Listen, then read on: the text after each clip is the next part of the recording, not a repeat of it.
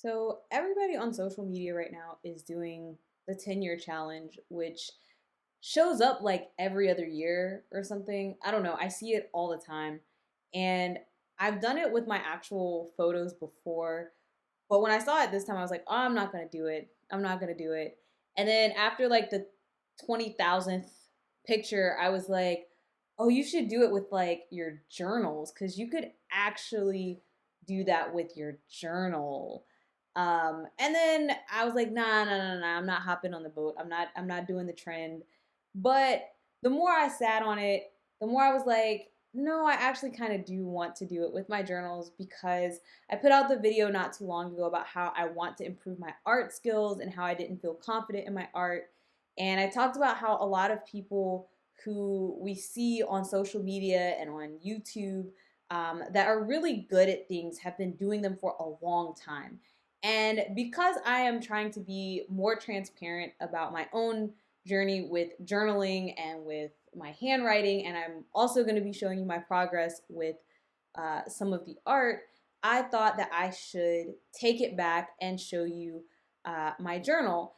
And because I have been journaling so long, we're actually going to do a 20-year challenge. So this is my very first poetry journal. I started out more of a poet type of a journal type of a thing. I did have journals before this, but I didn't.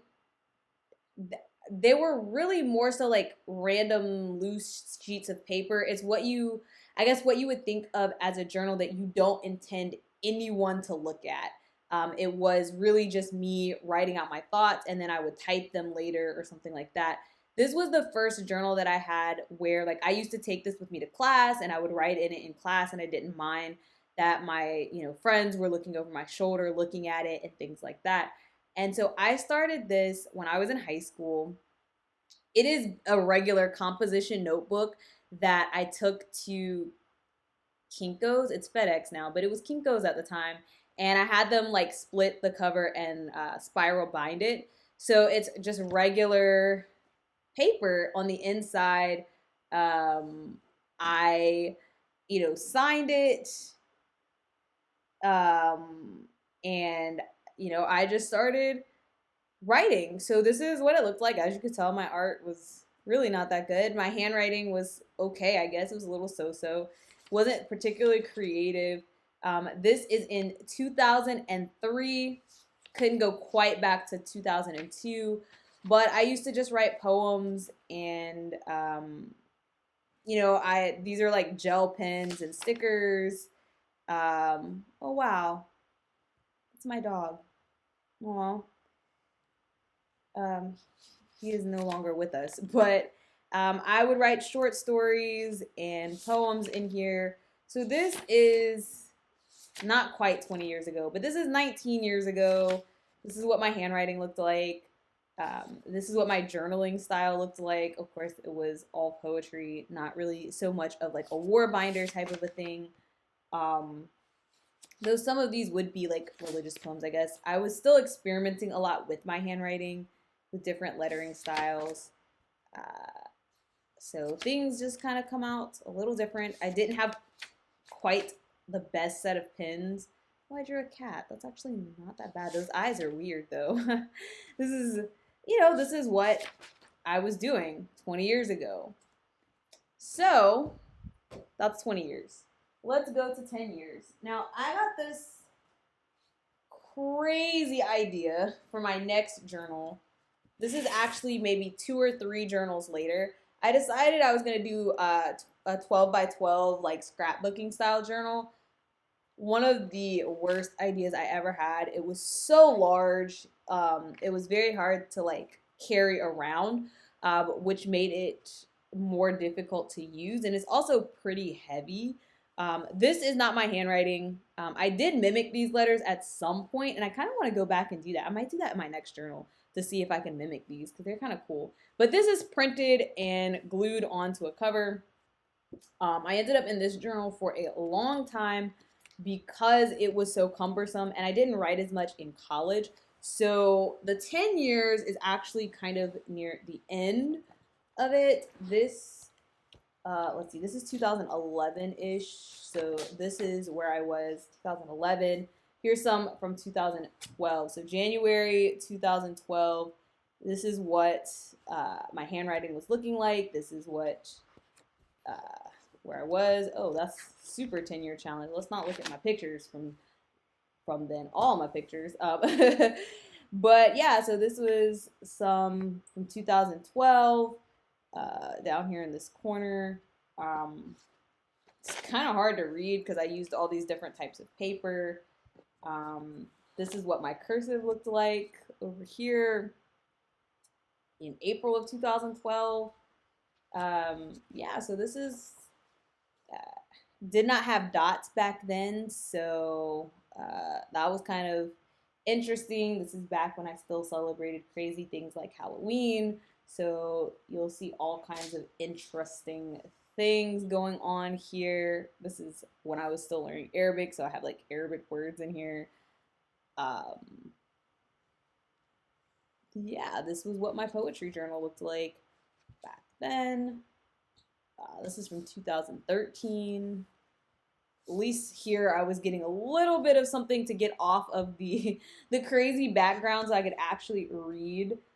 Interestingly, again, this is my favorite color combo. This was before I actually picked the colors for Psalms to God, but clearly you were already seeing me use this color combo because I liked it.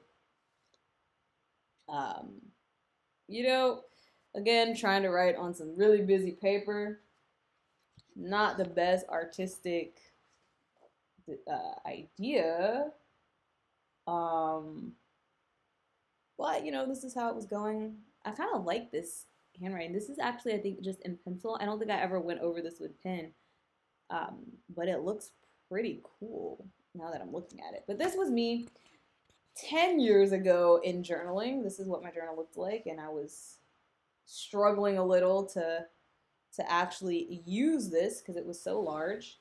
And then currently, even though I don't show it often, and I don't put it on here because it doesn't really go with what I do now, I actually do have a current poetry journal. As you can tell, I kind of went back to the same style as my first journal here. I mimicked this when I created it. It's also kind of like thin. It's got the rounded edges. It's a little bigger, of course, because this is, I think these are, I don't know what size these are, but this is standard 8.5 by 11 paper that I created this notebook with. And this one I actually created, so this was one of my first created notebooks that I really liked and thought looked like I could have bought it from the store. And I started this in 2020, so this is the 10-year glow up from inside my head to thoughts, hopes, and dreams. I don't have a lot in here from obviously this year because this year just started, but I also skipped some time, so it's a lot more like 2020.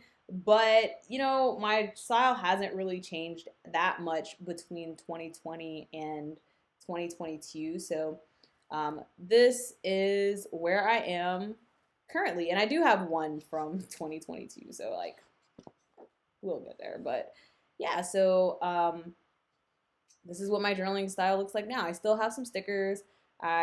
Because of this, I got inspiration from that first journal. I am still doing some playing with different heading styles and different fonts, but it's a little bit more organized, a little bit neater.